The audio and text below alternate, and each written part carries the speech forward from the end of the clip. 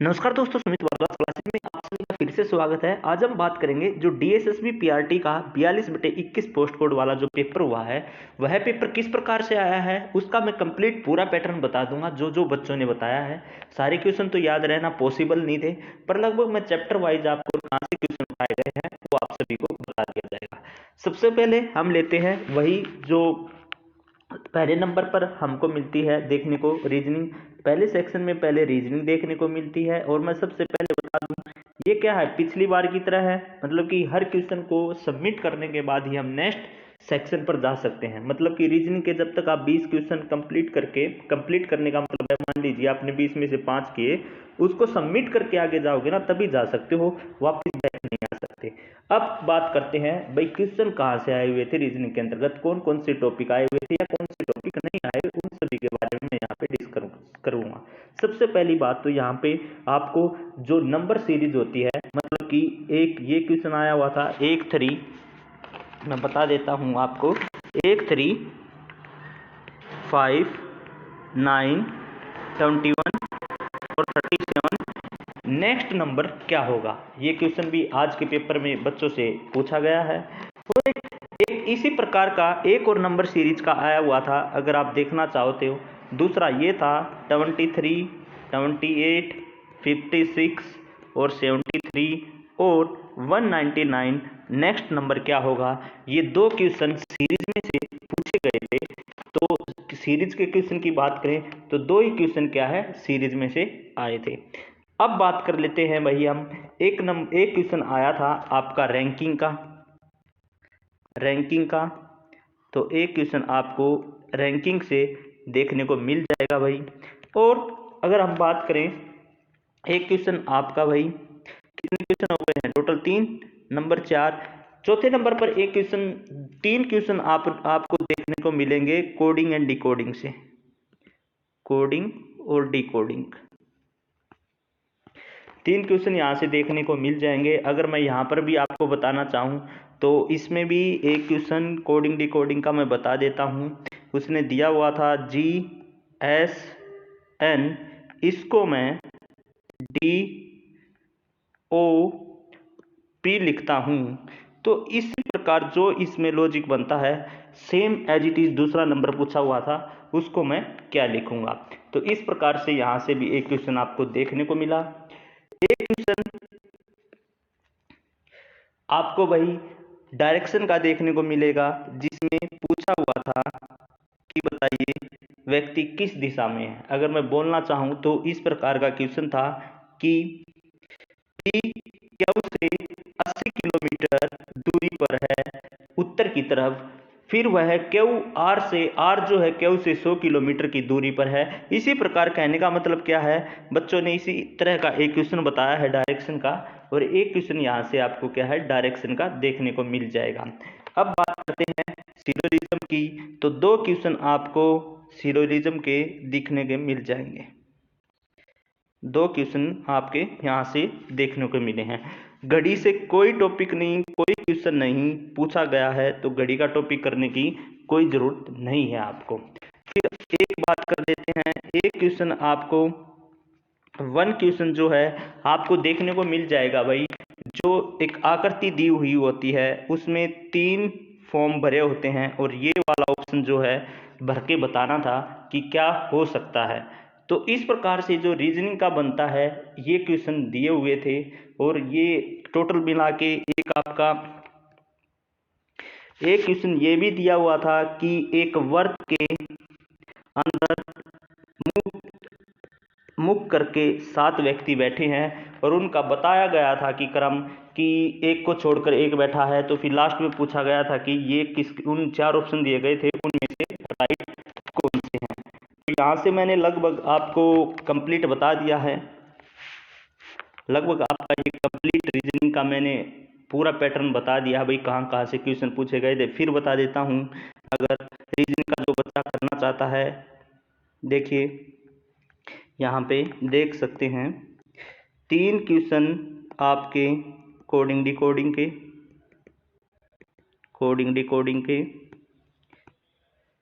2 question आपके number series के, जो मैंने पीछे ये स्टेटमेंट भी बताई थी नंबर सीरीज की, ये वाले सेम एज इट इज थे ये तो 2 क्वेश्चन ये पूछे गए हैं नंबर सीरीज के। एक क्वेश्चन आपका मिसिंग नंबर का मतलब कि इस प्रकार से खाने दिए हुए थे और उनमें बताना था, तो एक क्वेश्चन आपका मिसिंग नंबर का। फिर बात कर लेते हैं एक क्वेश्चन आपका डायरेक्शन का और 2 क्वेश्चन आपके सिलोजिज्म के, और भाई एक क्वेश्चन आपका भाई ये ट्रायंगल वाला कि भाई इनमें से ये भी फिल है ये भी फिल है, यहाँ पे कौन सा होगा, तो ये दिया गया था। और अगर हम बात करें 3 और 2 5 और 1 6 और 1 7 7 और 2 9 और 1 10 10 क्वेश्चन हो गए हैं यहाँ पे। एक क्वेश्चन आपका रैंकिंग का आया हुआ था, रैंकिंग का क्वेश्चन था कि भाई L1 और L2 उसके ऊपर बैठा है, L1 और L2 के बीच में 3 व्यक्ति हैं, तो इस प्रकार का आपका रैंकिंग का दिया हुआ था भाई।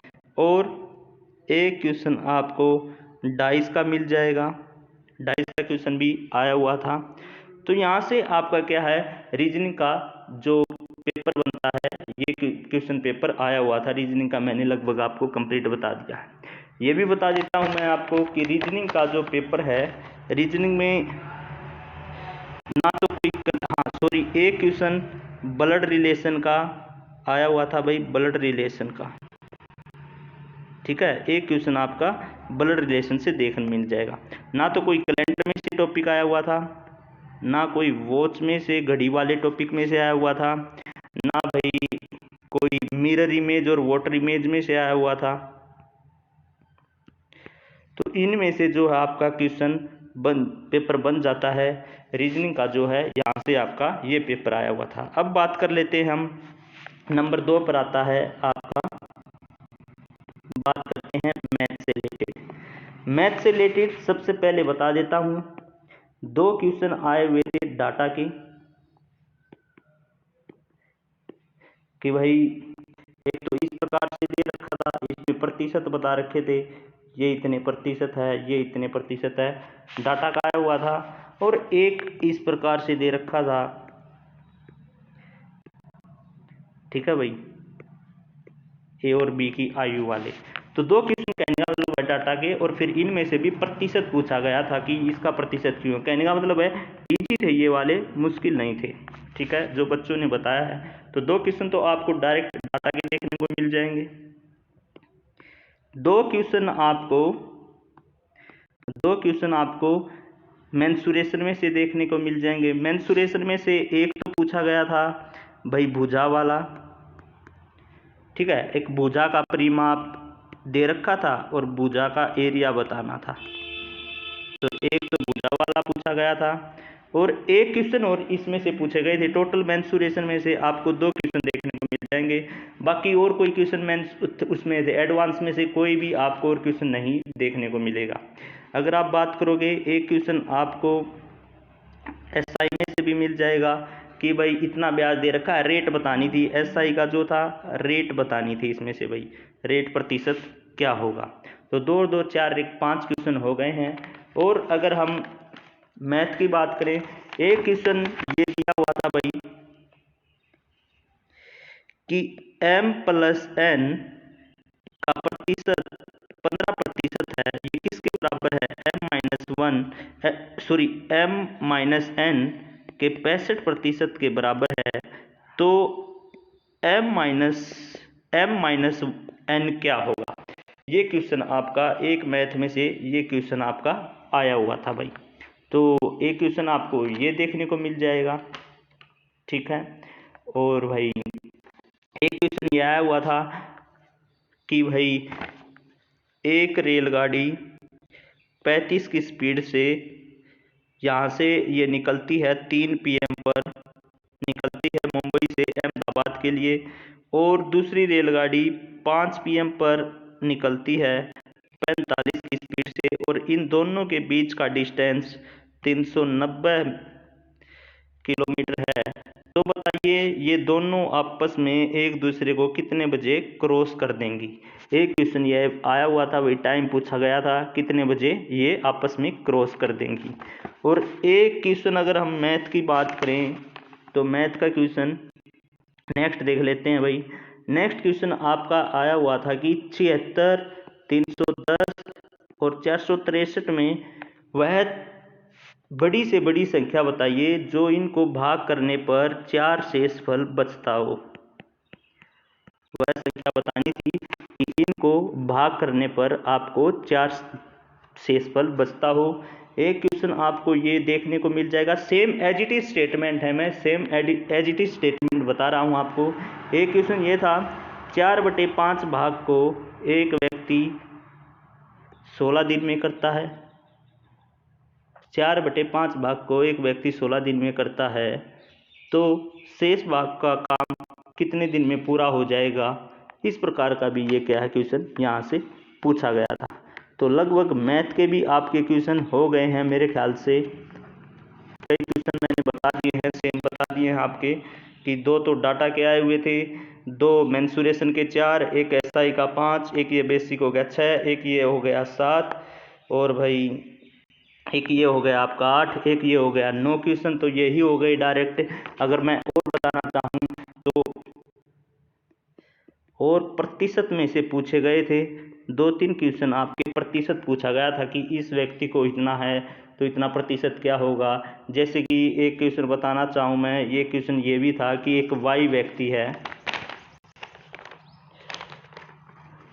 एक वाई व्यक्ति, एक रेशो दे रखा था, मैं बता देता हूँ फिर ध्यान से। एक रेशो था 7:5 रेशो वाटर और पानी का रेशो था, एक 3:7 रेशो वाटर और पानी का रेशो था। अगर इनमें से वाटर और पानी के अंतर्गत भाई 10 लीटर पानी मिला दिया जाता है, 10 लीटर पानी मिला दिया जाता है, तो नया औसत बताइए। इस प्रकार का भी क्वेश्चन आपका एक दिया गया था।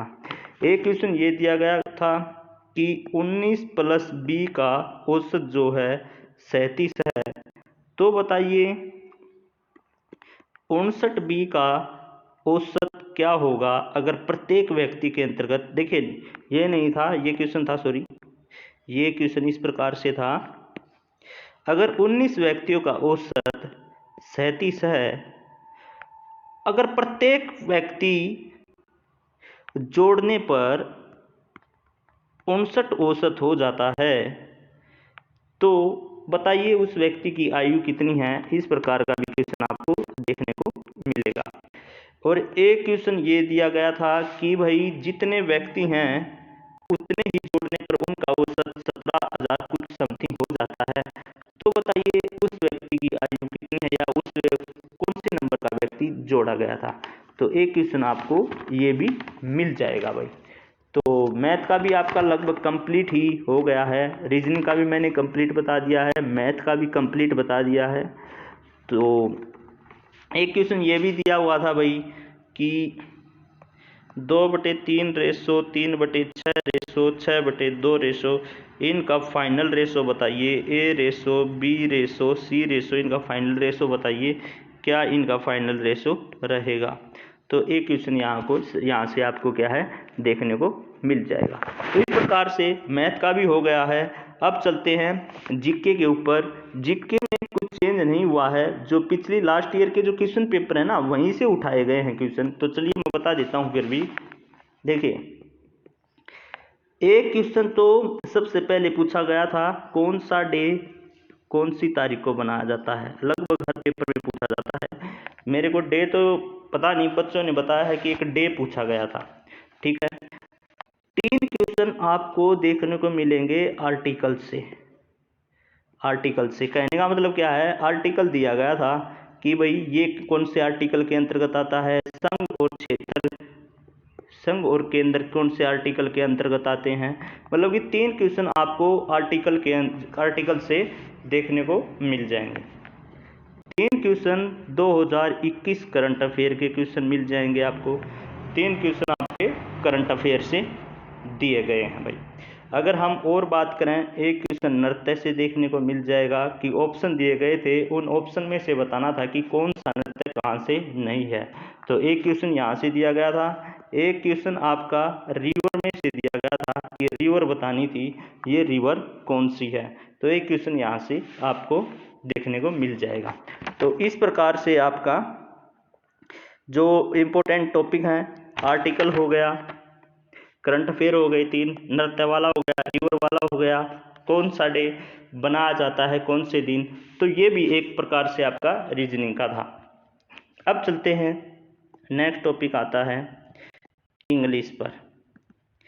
इंग्लिश का पूरा पैटर्न बता देता हूँ, किस प्रकार से क्वेश्चन दिए गए थे। सेम पैटर्न वही आपके आने वाले पेपर में आने वाला है। देखिए, सबसे पहले 2 आपके आए हुए थे ईडियम्स, एक आया हुआ था वन वर्ड, और वही 2 आई हुई थी आपकी स्पेलिंग, ठीक है, और एक आया हुआ था भाई एंटोनियम और सिनोनियम, अपोजिट वर्ड। ये एक तो इसका पूछा गया था, इसका अपोजिट मीनिंग बताइए। और एक अगर हम स्पेलिंग की बात करें तो राइम की स्पेलिंग पूछी गई थी, 4 ऑप्शन दिए गए थे, उसमें पूछा गया था कि राइम की कौन सी स्पेलिंग ठीक है। और एक अगर हम सिनोनियम की बात करें सेम मीनिंग की, तो इसका पूछा गया था बेस फुल, इसका सेम मीनिंग बताइए। ये अपोजिट और ये सिनोनियम एंटोनियम, ये पूछे गए थे। 2 और 1 3, 2 और 1 3 और 2 5, 1 6 और 1 7, 7 क्वेश्चन तो ये हो गए। और 5 क्वेश्चन आपके पूछे गए थे, पैराग्राफ आया हुआ था एक, और 2 क्वेश्चन आपके जंगल वर्ड आए हुए थे, मतलब कि PQRS, PQRS। और बाकी जो बच गए आपके भाई ग्रामर बच गई। उस ग्रामर में क्या था, खाली एक था इम्प्रूवमेंट का, इम्प्रूवमेंट कीजिए, एक अंडरलाइन कर दी, इसको करेक्ट कीजिए, एक एरर आया हुआ था, बाकी 6 क्वेश्चन वो थे। बाकी इंग्लिश का ये था भाई, जो जिसने भी करनी है वो कैब कर लीजिए, इंग्लिश का आपका बेड़ा पार हो जाएगा। इसी प्रकार अगर हिंदी की बात करें तो हिंदी का भी बता देते हैं। हिंदी में सबसे पहले तो 5 क्वेश्चन तो वही पैराग्राफ के, गांधी का पैराग्राफ आया हुआ था भाई, गांधी से रिलेटेड 5 क्वेश्चन तो पैराग्राफ के हो गए। एक क्वेश्चन बताना था कि सरल वाक्य बताइए, स्टेटमेंट दी गई थी, उनमें से सरल वाक्य को चुनना था। एक क्वेश्चन काल में से आया हुआ था। एक क्वेश्चन में यह बताना था कौन सा संयुक्त काल है, इस प्रकार से, या संयुक्त स्टेटमेंट है, ये बताना था भाई। 5 रेख 6, 6 रेख 7, 7 रेख 8 हो गया। एक क्वेश्चन पर्यायवाची का आया हुआ था, पर्यायवाची बताइए। एक क्वेश्चन विलोम का था, विदुषी से रिलेटेड था भाई एक क्वेश्चन आपका। और भाई ये आपका हिंदी का बनता है, जो भी पता चला वो मैंने बता दिया। कहने का मतलब जो है कि जो लास्ट ईयर का जो पोस्ट कोड था ना पेपर का, 15/19 जो पोस्ट कोड पेपर हुआ था DSSB का, सेम वही आपका दिया गया है प्रोसेस, और वही सिलेबस रहा है। उस सिलेबस के अंतर्गत कुछ भी चेंज नहीं किया। अगर मैं साइकोलॉजी की बात करूं तो इसके अंतर्गत भी सेम वही प्रोसेस है। अगर थ्योरी की बात करूं, थ्योरी नाम मात्र ही पूछी गई है। डायरेक्ट थ्योरी की बात करूं तो थ्योरी में लगभग 5 से 6 क्वेश्चन ही डायरेक्ट पूछे गए होंगे थ्योरी में से। बाकी अधिकतर 50+ क्वेश्चन वो थे जिसके ऑप्शन, जैसे कि पहला ऑप्शन दे दिया, दूसरा ऑप्शन दे दिया, तीसरा ऑप्शन दे दिया, और इनके ऑप्शन ये थे, पहला ठीक है, दूसरा ठीक है, पहला एंड दूसरा ठीक है, और या फिर पहला दूसरा या तीसरा ठीक थे। 50 क्वेश्चन एज इट इज ऐसे थे। ये नहीं था कि भाई आपको कोई क्वेश्चन पूछ लिया डायरेक्ट उसका आंसर बता दो, नहीं, कोई एक स्टेटमेंट दी गई है और उससे रिलेटेड इस प्रकार के क्वेश्चन बताने थे। तो थ्योरी में ये नहीं बोल सकते हम थ्योरी दी गई थी, थ्योरी नहीं दी गई थी। आपकी 10 क्वेश्चन मुश्किल से थ्योरी के एज इट इज मिलेंगे, बाकी आपको इस प्रकार के क्वेश्चन मिल जाएंगे। तो भाई ये जो पेपर था आपका ऑनलाइन में पूरे क्वेश्चन तो नहीं बताए जा सकते, फिर भी हमने कोशिश की है, पैटर्न आपका पूरा कंप्लीट बता दिया है। तो थैंक यू स्टूडेंट, मिलते हैं नेक्स्ट वीडियो में, धन्यवाद।